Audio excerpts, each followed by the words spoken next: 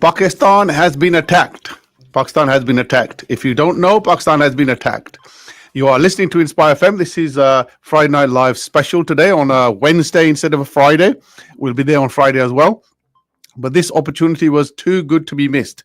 We needed to talk about this subject that we have today. We have some guests from across the subcontinent region to give us their views, feedback, and news from Pakistan about what's happening there and what's about to happen there and what's going to happen there, inshallah. So stay tuned. You're listening to Inspire FM 105.1 FM.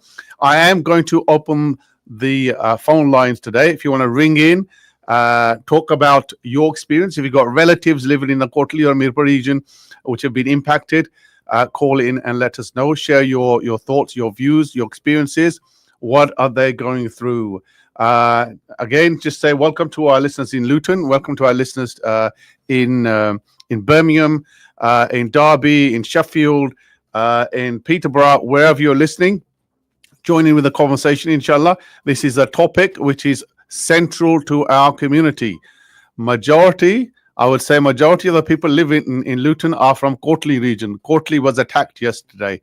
If you have a voice, if you want to air your voice, call in today, 01582481822.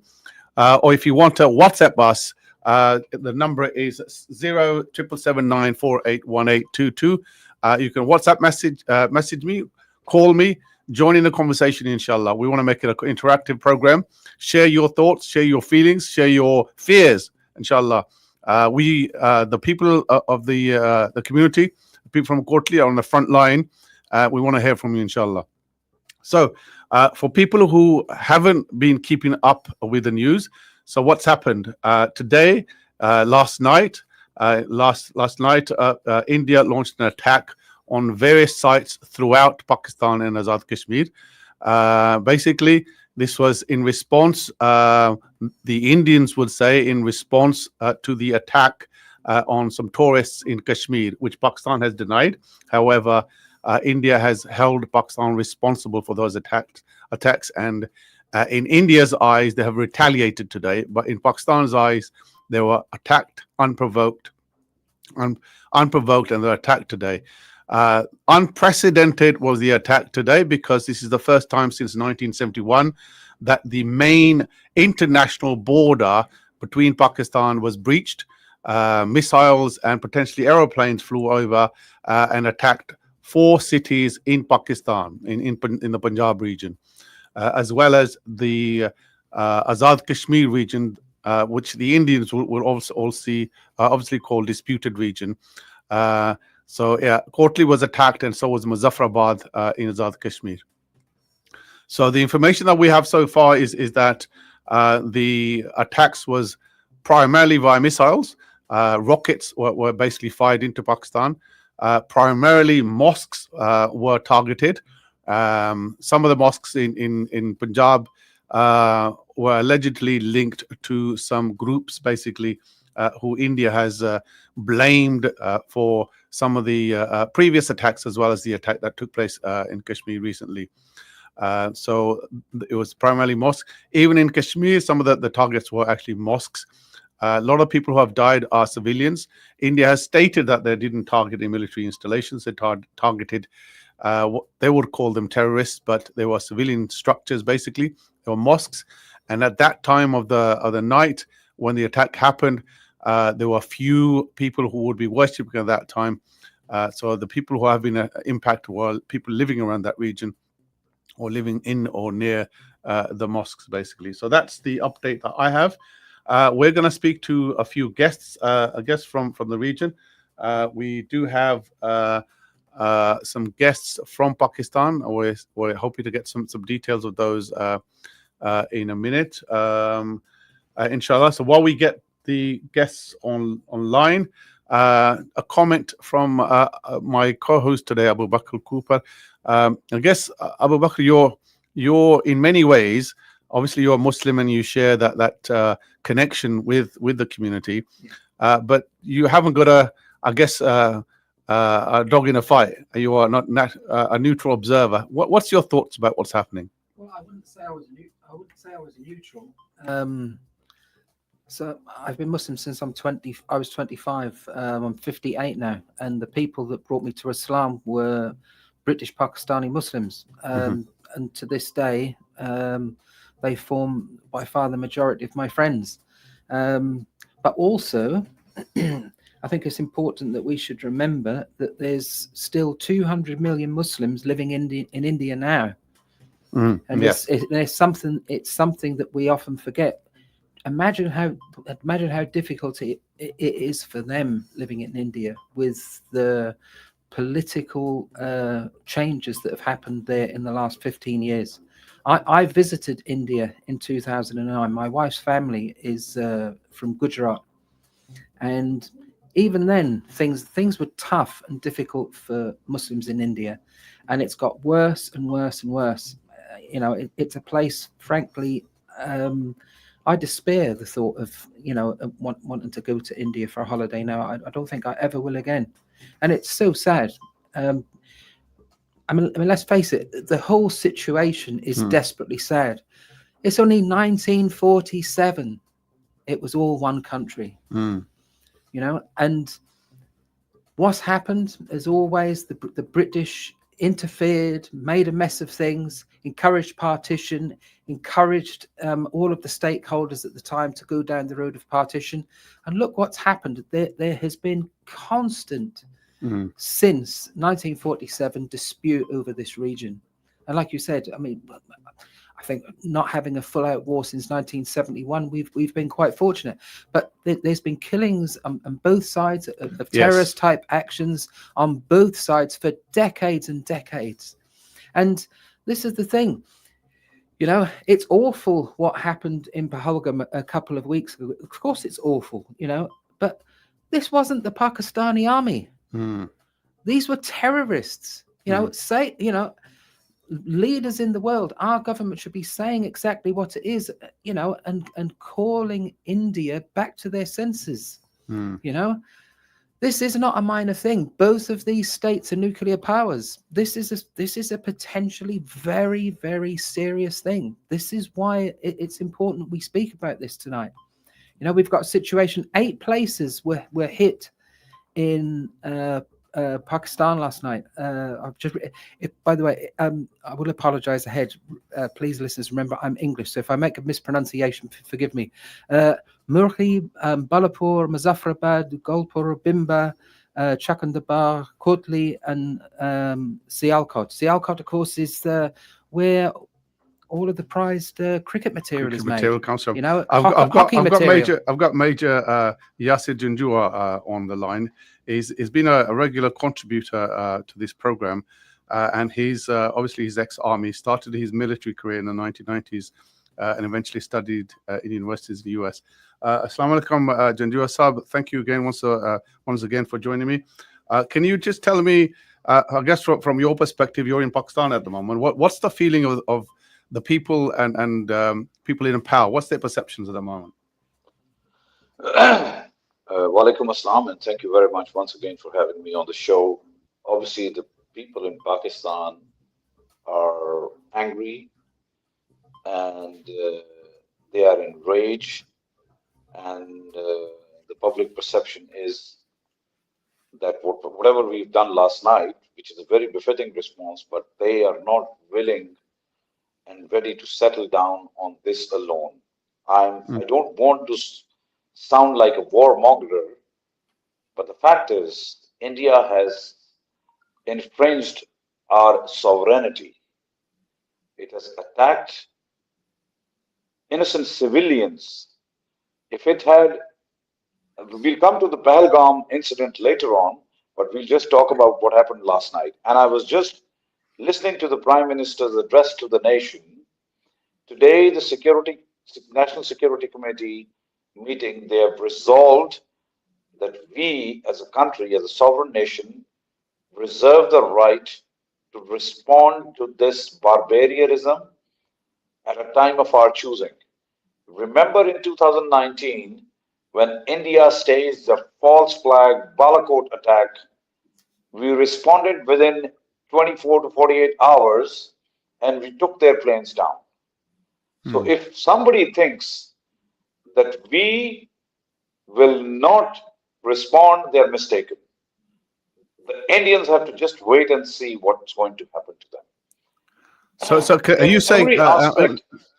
So there's some mixed messages coming across because, according to ISPR news conference, the retaliation has already taken place. They have attacked a number of posts in Azad Kashmir, the occupied Kashmir from Indian side, Yes. and they have given a response in terms of shooting down some planes.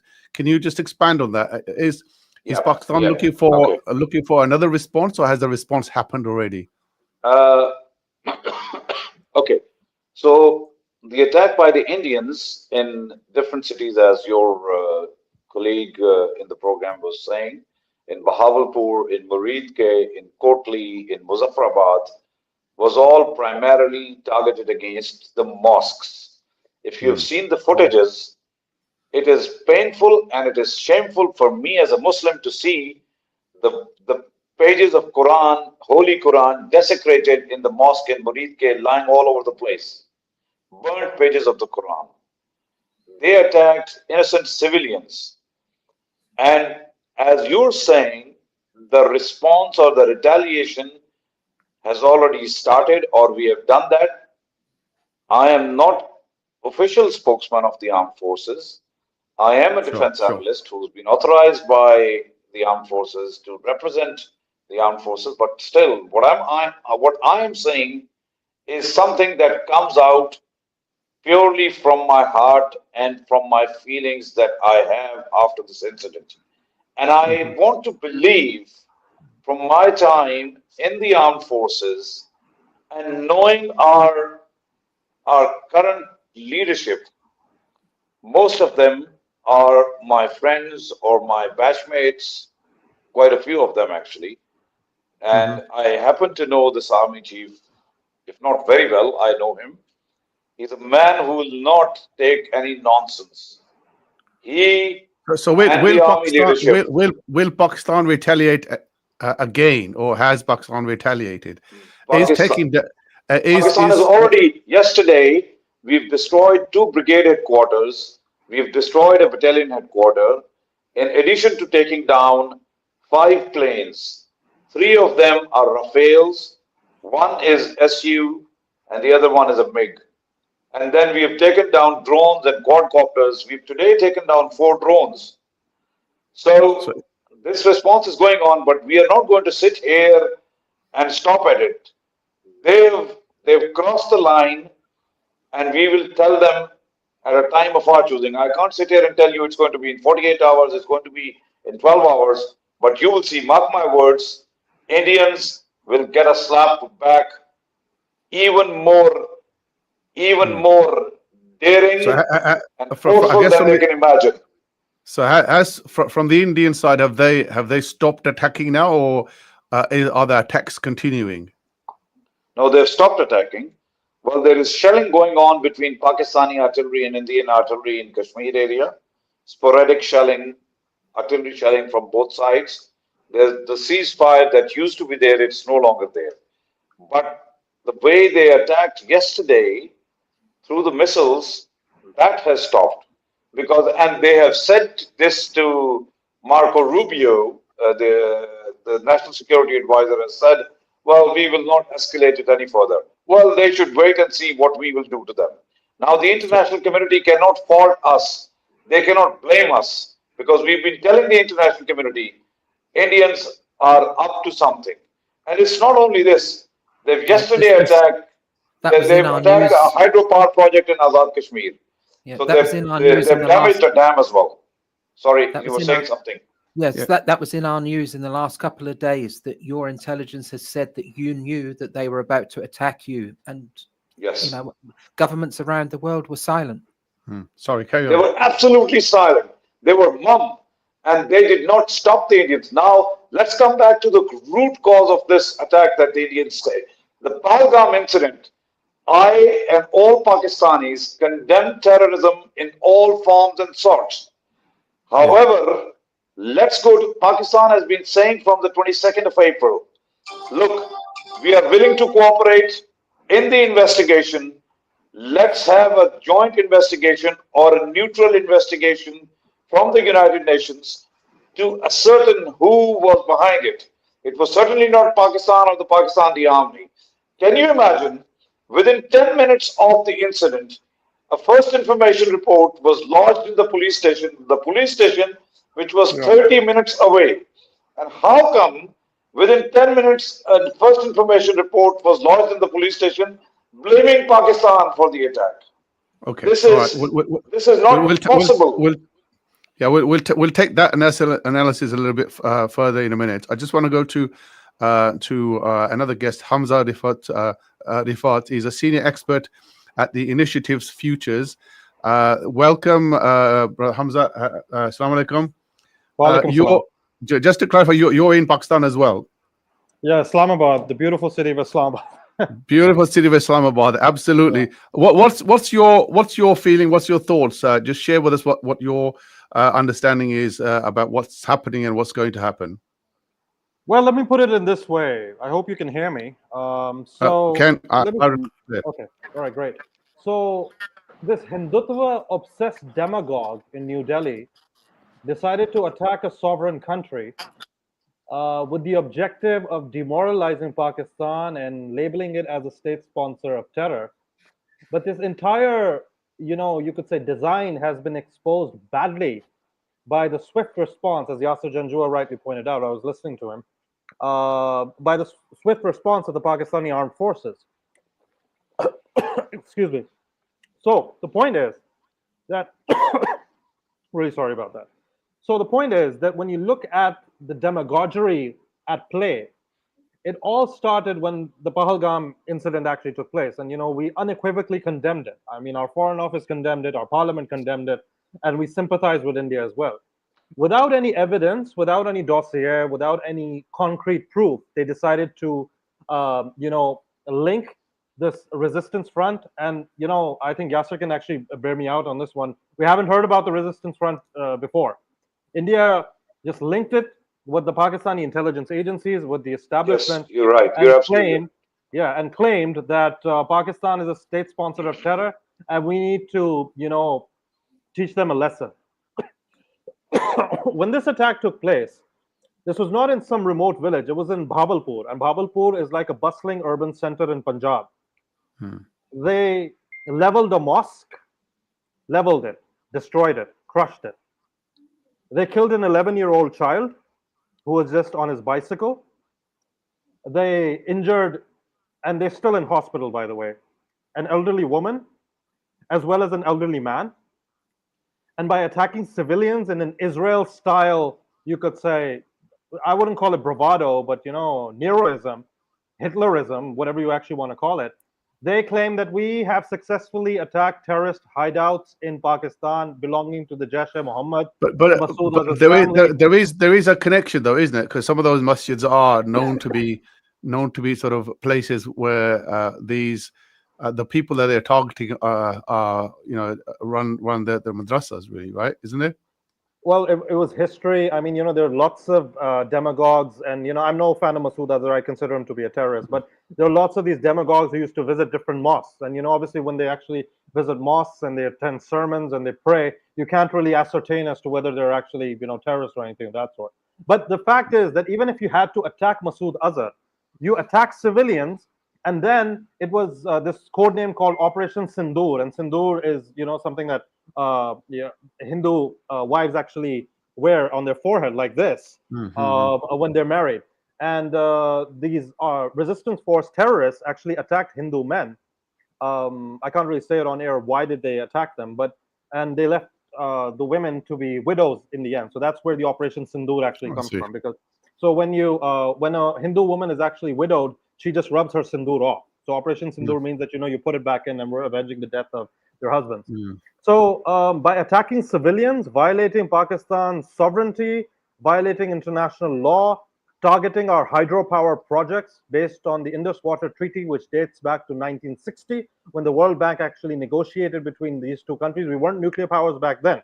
That there would be a safe distribution of water, exercising water terrorism, targeting mosques, targeting civilians. India started championing this entire narrative that we've attacked terrorists. The Pakistan army was quick to respond, and we gunned down, I mean, I have my assessments over here, 1 drone and 7 fighter jets. They're all dead. I mean, Seven now. It's five previously, but 7 now. Yeah. It's now 7. So yeah, these are the reports which are actually coming. Does India acknowledge any of them? That's the interesting part. They don't. But the more interesting part is you forget about Pakistani media. The French have acknowledged at least 1 Rafale. French have acknowledged. Sorry to interject. No, it's all right. Yeah, sir. And you can interject the way you want. It's perfectly all right. The New York Times has acknowledged that yes, India might have launched this operation, but they suffered a heavy cost. So for the Modi regime, the New York Times is an anti-national outlet. France is an anti-national outlet now, despite the Rafales which have actually come. They're actually considered to be Rafales instead of Rafales because they've actually failed.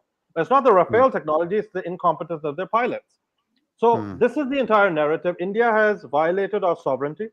India has attacked Pakistani soil. They've attacked civilians under the garb of so-called terrorism. If you go to Washington, D.C., Donald Trump has said that, you know, it's a shameful act. It's an absolute shame that this has happened. So they didn't get any traction from Washington. From China, they didn't get any traction. So the fact is, I'll just complete this. The fact is that India's entire strategy has backfired. And Pakistan, I'm sitting in the capital over here, we are preparing a response because if they're going to attack our territory, Article 51 of the UN Charter allows us to attack their territory as well. And we're not going to hold back. Let me bring it. Aftab Hussain, he's a resident of Kotley, I understand, or he's from UK. Kotley. He's actually in Kotley at the moment. I want to get his assessment in terms of what happened. Assalamu alaikum, Aftab bhai. What happened in Kotley and what was your thought? What sort of thoughts were going through your mind? Bismillah, assalamu alaikum, brothers, and thank you for having me. Alhamdulillah, in Kotli, Azad Kashmir. I'm from Luton, Lutonian born in Luton, alhamdulillah. I've been here a few years, and yeah, yesterday everybody was, you know, getting on with the normal life, and I myself was with my friends in a cafe at midnight. One of my friends was going back to UK, so we linked up in one of the local tea shop. We were having tea, we were chatting away, and all of a sudden I heard this big bang, okay, and I thought it was one of the tandoors, you know, when they light the tandoor up, it gives a little bang before you start. So, and a second bang after about 30 seconds, that's when everybody got up and left and start running outside. As we went outside the shop, then we thought, you know, it's one of those electric you know, one of the things, generators or something blew up. Next minute, we heard another explosion. That's when we realized, no, this is, you know, like severe. This is some missiles flying. So I got in my car. I want to rush it out through. I got in my car, and well, my friend was driving actually, and I got in his car, and my motorbike was parked about 200 meters away from the other shop. So he dropped me to the motorbike. As soon as I was getting on the motorbike, another bang happened about 100 meters away. I saw the flames, and it was one of the hostels which was attacked. And that's when the 2, you know, lives were lost. One was Charlie. What sort of hostel was it? Was it a student hostel? Was it? It was a student hostel. Right next to the student hostel, there's a family house. A family house was hit, and those people, I mean, a child of 12 years old, and 20 years old, they both passed away. Do you know what was it? Shells or rockets that have been fired? Do you know? It was a rocket. It was a rocket from a plane. And what did they hit? I know predominantly they've been mosques. In the Kotli city, in this total 7 rockets was fired. So it was hit two masjids, okay, and one of the house, and one of them army barracks, but they missed the army barracks, and so they landed right in one of those grounds. So luckily no one's injured was there, but there's 2 people who died. As I said, a young child, age of 12, and 20 years old. They're both brothers and sisters.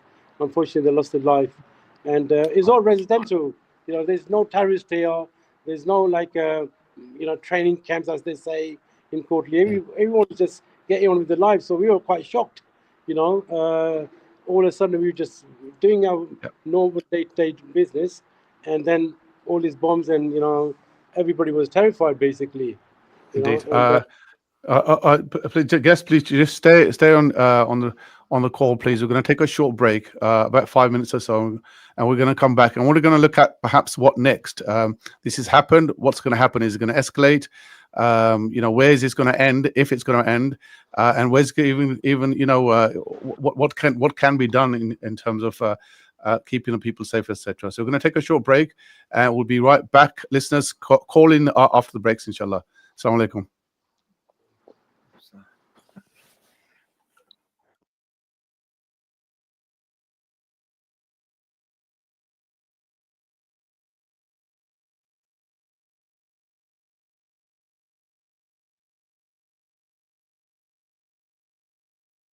Has been sponsored by Ideal Properties. Contact us on 01582 72 110 or log on to www.idealpropertiesltd.co.uk. Allahu Akbar, Allahu Akbar,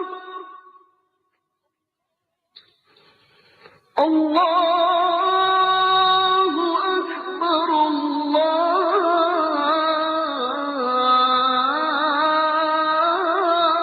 Akbar. Ashhadu an la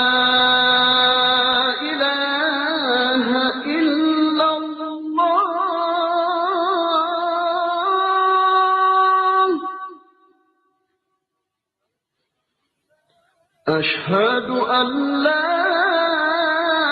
إله إلا الله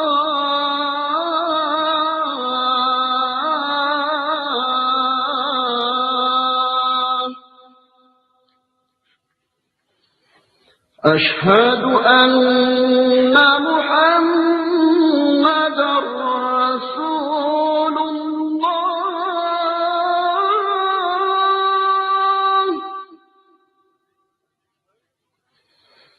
أشهد أن محمدًا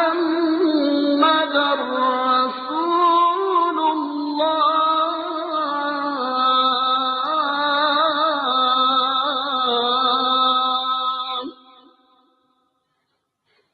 حي على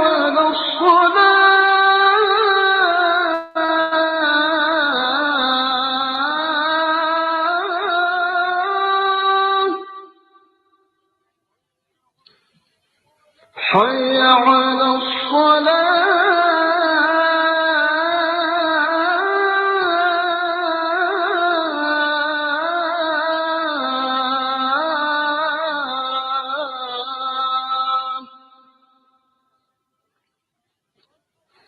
حي على الفلاح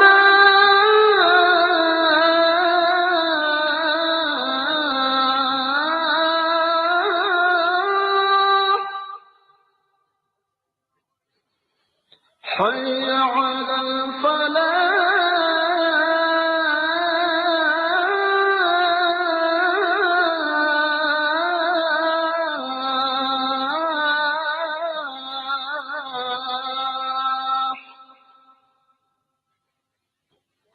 الله أكبر الله أكبر لا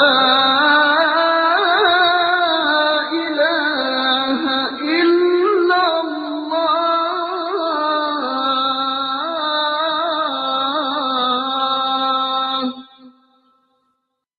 اللهم رب هذه الدعوة التامة والصلاة القائمة آت محمدا الوسيلة والفضيلة وابعثه مقاما محمودا الذي وعدته إنك لا تخلف الميعاد. Would you like to sponsor the Azan? If so, give us a call on 01582 481810 or email us on info@inspirefm.org.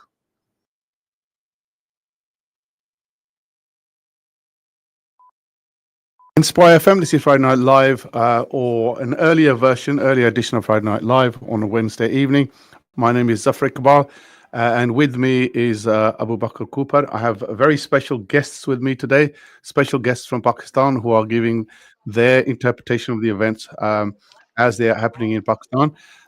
Just quickly want to go to Abu Bakr Cooper, who's in the studio here, my guest. He's got some stats he wants to share with us in terms of the impact this potential conflict could have locally in UK.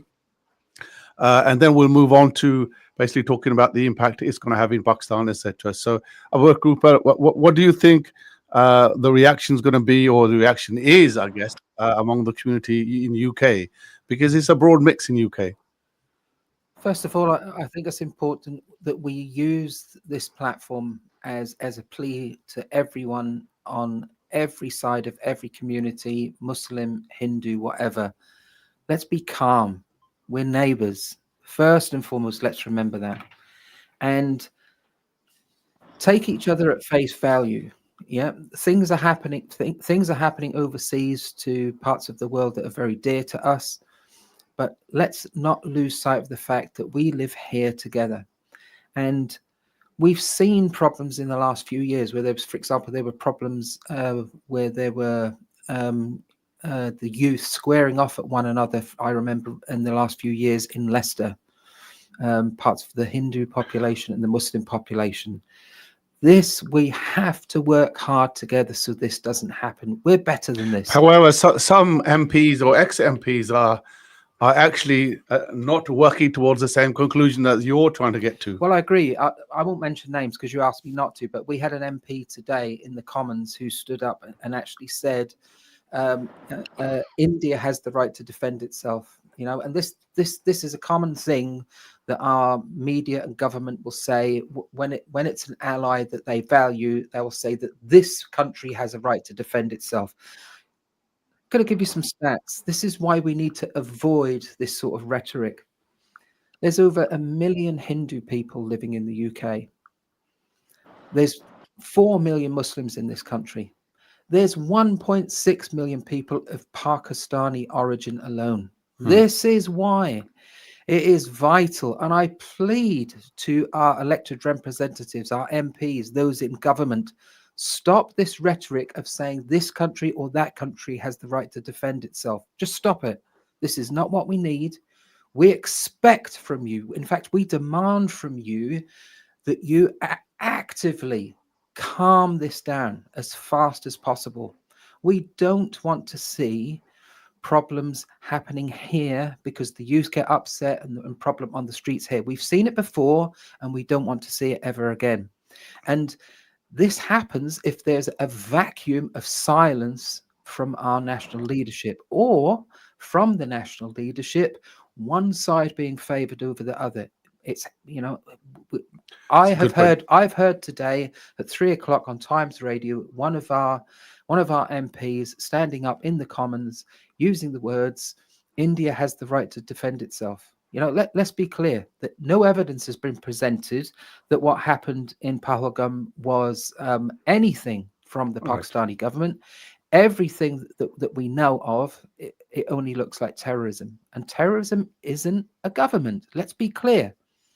And, Indeed. you know, are we losing our minds, you know, in the media when and in government, when people start, you know, and an MP, in the Commons, when they start making comments like this? Indeed. It's irrelevant whether your origin is from Pakistan or India, just because you're in Parliament and you come out with these things. When you are in leadership, everything you say and do matters. We expect more of our politicians, please. Absolutely. So if you're tuning in now, listeners, we're doing a Friday Night Live special today on Pakistan. Pakistan has been attacked. That's the title of the discussion today.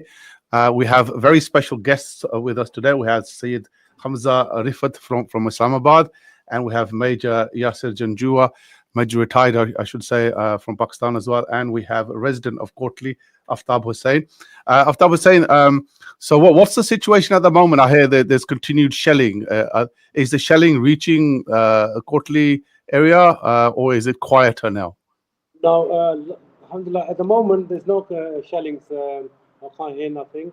The last shelling stopped was about 5 o'clock in the morning. And since then, we heard no shelling.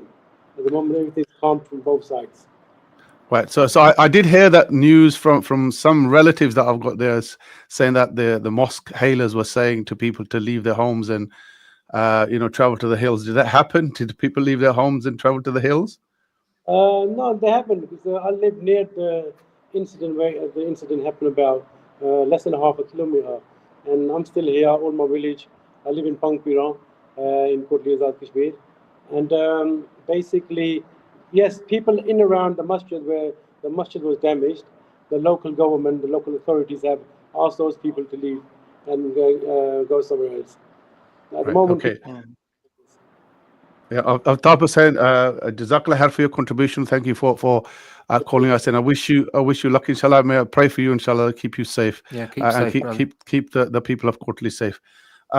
Major Sahib, so you were saying that there is an escalation, or Pakistan is yet to basically show its full muscle to India, and it reserves the right to do that.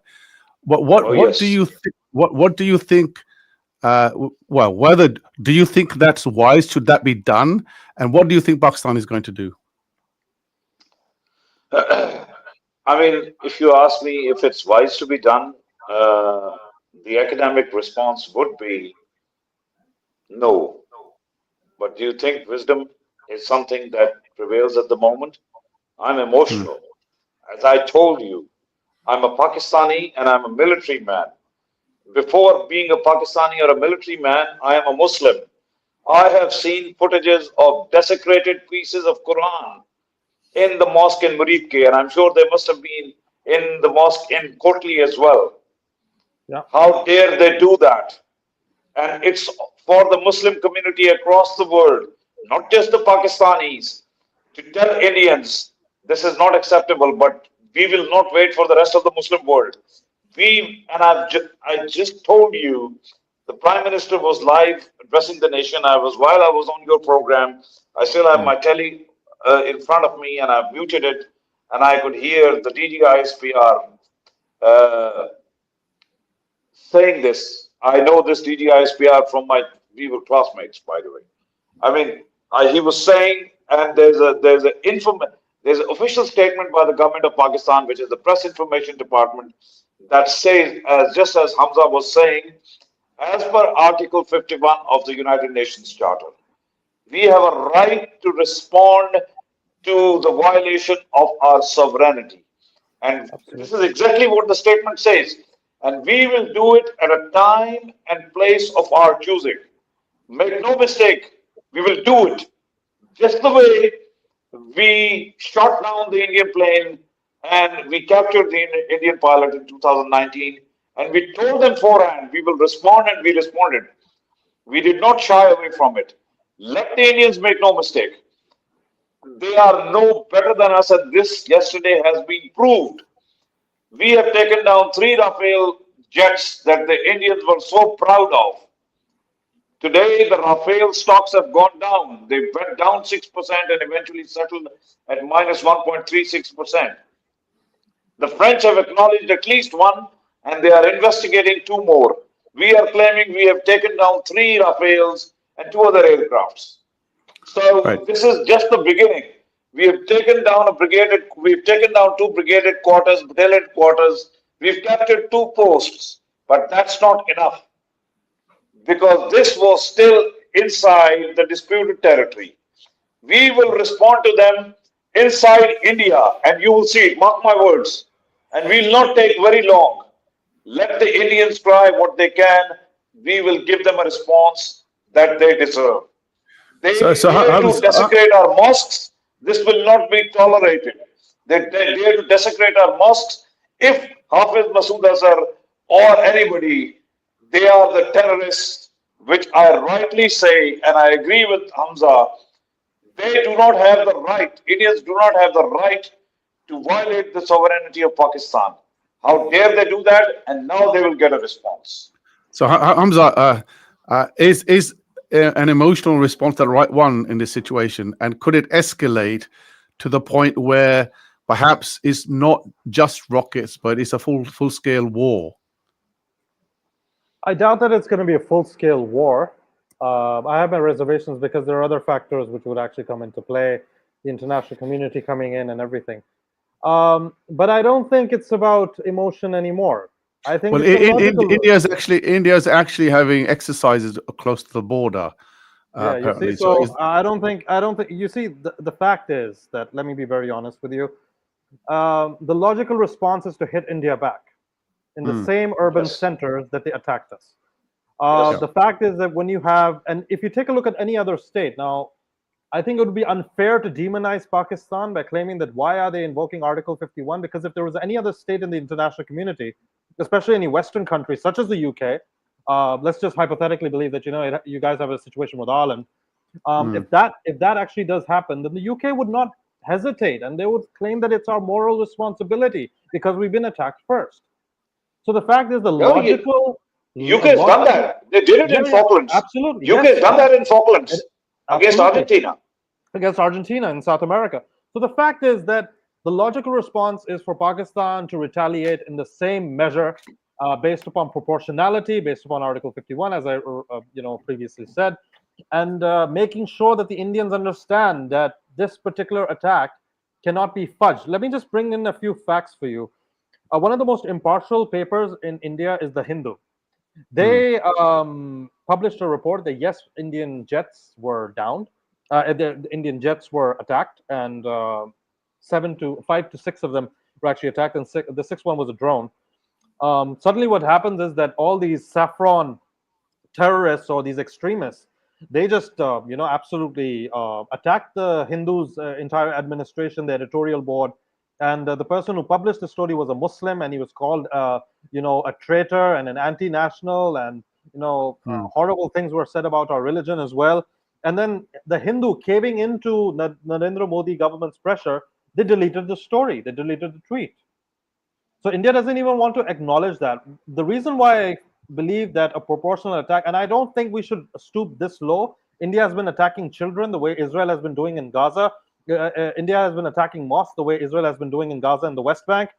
India has been, attacking. They violated the sovereignty and they want to occupy Pakistan. The same thing is happening with Israel and Gaza. So I don't think we should respond in that same manner, but it has to be a proportional response as far as the geography and the location is concerned. You don't think Downey? They will be emboldened.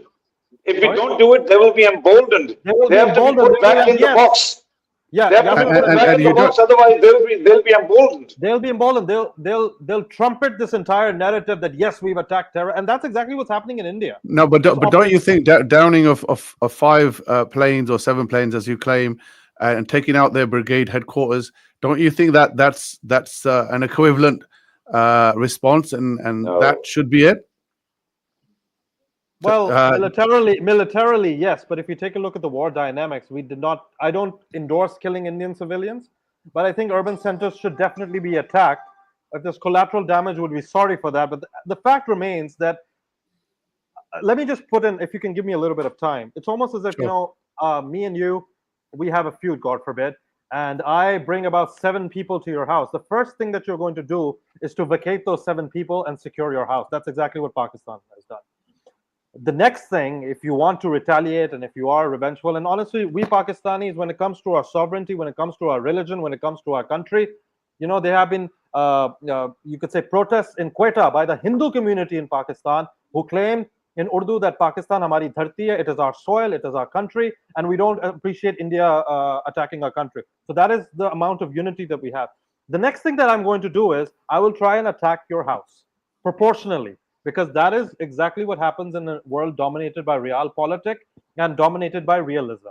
It is only logical, and I would argue ethical, that we abide by Article 51 of the UN Charter and hit them the way they hit us. I'm not mixing my words about it. So can I just add something? Sure. Yeah, go on. Yes. You want to ask some questions? I was going to say, so far Pakistan has been very careful because Pakistan hasn't crossed the international boundary, hasn't attacked across the international boundary. It's focused its attack purely in the disputed region, I guess. The line of control, etc. That seems to be a tactical move. But you're saying that that's not necessarily that you're not actually looking at it like that, are you? No. Pakistan has not yet crossed the international border. But as Hamza was also saying, we have said it, the government has given this official stance. We reserve the right to do that under Article 51. and we will do that. What I was just wanted to say is, Indian Foreign Minister said we have briefed our allies, UK, USA, Saudi Arabia, UAE, and Russia on what we are about to do. Before they did it, did they tell them we are going to attack the mosques? It is for us now, for our government, to go and show them the visuals to the Saudis and to the UAE, what they have done to the mosques. There are pieces of Quran lying all over the place. No Muslim will ever acknowledge or condone an act like this, even if they are their allies. So this is something which is unpardonable. Loss of 31 innocent lives. So let me unpardonable. Let me turn I guess the discussion in a slightly different angle. So India was able to attack its targets, basically its nominated targets, and by the looks of things, it was with precision down to sort of a masjid level. How is it possible that the Pakistan's defense forces weren't able to actually stop the attacks? I can answer. No. Now, let me tell you this. Look, first of all, you're talking about precision. There is no precision, because if their target was Hafid Masooda sir or any other cleric that they were after, they should have gotten them killed, like the Americans have done in Kabul, in certain cases where they had precision attacks. So they're not being precise. So just assuming that they attack a mosque and they will kill the target that they wanted to, they have not achieved their purpose. That's the first thing. Second thing is, you're saying, how come the Pakistani Defense Forces could not? Look, they sent in the missiles. So when the missiles, we didn't have the Iron Dome like the Israelis. We do have a very robust air defense system, but still, it's not completely impregnable.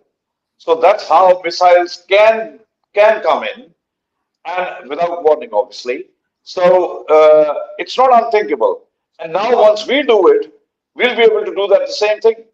So that's not unheard of. And in war, these missiles can go and they can penetrate through the air defense systems. There are various things that will come into military technology and tactics. So I don't want to go into those details, which are not useful for the common listeners. But that's understandable for somebody to send in missiles. That happens all over the world in all the wars. So that's like Germany send in missiles and they go into Israel as well. So that's not the point here. So I'm just trying to understand how was Pakistan then able to shoot down the Indian planes if the planes weren't used, missiles were used, and the Pakistanis didn't cross the border and they didn't cross our border, basically. So okay, look, the locations they've targeted, for example, Murid K and Bahawalpur, are not on the international border. Like Murid K is on the GT road, which is away from the international border. I can't at this moment, but I'll know exactly the distance if I calculate on Google Maps. But right now, I don't know the exact distance. What I'm trying to say is you're saying it's several kilometers over the line of control. Is that what you're saying? Yes, it's much more than that. I see. So for a lot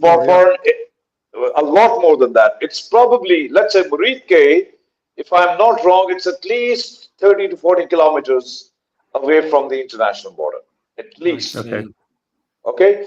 Now, for an Indian aircraft to fly within its airspace and fire a rocket from there, that's not possible to hit the mosque with precision, to bullhit the same mosque. That is possible through the missiles that are launched from the launch pads within Indian territory, ground-to-ground missiles, or in some cases, the long-range missiles, which have ranges over 100 kilometers and more and more. So those are the kind of missiles they have used. In those cases, you don't use the aircraft. So the aircraft that we've taken down, they were flying within their territory. So we had them on our radars. So we have missiles on our GS-17s, which are called PL-15 and PL-10 missiles. The Chinese origin PL-15 missiles can go from 120 kilometers to 200 kilometers. So we can fire them from our aircraft within our territory on an aircraft which is flying inside India. So that's exactly what we have done, from our aircraft to their aircraft. We lock them. The Rafales that they are so proud of, do you know, not yesterday, 4 days ago, 4 of their Rafale aircraft were flying on a patrolling mission, and for 22 minutes we jammed their radars. We completely made them unusable, eventually to the point that they had to land in emergency before they were going to go down. So we have been able to do that, and what we did was with an equipment which is not borrowed or bought from America or anywhere, which we have locally developed. So this is how good we are, and that's how we have taken down their planes. So what we did, we have done it with the planes, but now the response is going to be much more lethal. Whenever it's going to be much more lethal, and it's going to be blitzkrieg tactics. It's going to be lightning strike. And I don't need to say this again and again, but the world knows it, that our missile program is 100 times better than Indian program. And you know it, about 3 years ago, can I bring Hamza in? that we are more proud of. The Hamza, I mean, missiles. Hamza, so I guess the military people will talk military tactics, etc. But we, like you're saying, we live in real politics, and we need to live in that place, and there has to be a de-escalation at some point. What's your thoughts on that? At what point will that de-escalation happen, or should it happen now? The de-escalation should ideally happen after Pakistan strikes. And the reason why is because India initiated it. You see, Narendra Modi, and you mentioned, and it's a very valid point, the riots which happened in Leicester were instigated by the Hindu zealots against the Muslim community. I'm not saying that the Muslim community didn't do anything wrong. I mean, there's several problems in the Muslim community in the UK. But they trace their bigotry to Narendra Modi and his entire ideology of Akhand Bharat, which in Hindi basically means a united India, which includes Bangladesh, Sri Lanka, Nepal, as well as Bhutan. I've lived in Sri Lanka for 3 years, and they absolutely abhor them for what they did to their conflict as well. So India is not necessarily, it doesn't have a very respectable profile regionally. Coming back to your question, the fact is that Pakistan has the right to respond. We are morally obligated to respond. We are within our legal rights to respond, and we do have the capacity to respond. De-escalation at this point is all on India. It is not on Pakistan. We did not instigate this. If they want to de-escalate, they have to pay reparations for what has basically happened, which they never would. They need to withdraw their forces. They need to withdraw their occupation. Article 370, of their Indian Constitution was revoked in 2019. Kashmir has been basically on a virtual and practical lockdown. These Kashmiri tourists that they're actually talking about, they were predominantly Hindu. All right, fine, they do have a right to go there and have a very good time and everything, but that particular tourist location is on occupied territory. Narendra Modi is defiant. He doesn't care. He says, I want to occupy the territory. India would occupy, New Delhi will take care of Kashmir. It's none of Pakistan's business, as well as China's business, because obviously Ladakh, that region is also disputed, and China has a huge beef with India with regard to that. And we will attack Pakistan. Pakistan is a terrorist country, which basically implies that that 11-year-old boy who was shot, who was gunned down by that missile, and he was basically riding his bike outside the mosque, he is also considered to be a terrorist. All right, fine. If that is the language that they're actually going to use, then just got a couple of minutes, right? I have one thing to add, if you allow me. Sure. I've got two minutes basically. Yeah, so carry on. Oh, bloody hell! Sorry. Okay, let me tell you this thing. The whole thing has been staged, man. This false flag operation that India is frequently doing. First and foremost, Kashmir, they have settled or resettled 80,000 Hindus by now into Kashmir, so that they want to change the demography. Maybe it happens in 20 years as per their plans, but whenever they are ready with the majority, they'll then hold the plebiscite. So that's been the grand scheme of planning that they have done. Secondly, this recent spike in this tensions is all because you remember a month ago or so, I can't exactly remember, they suspended the Indus Water Treaty. It is the Indus Water Treaty because they were under the impression. Sorry, Yasser, just one correction.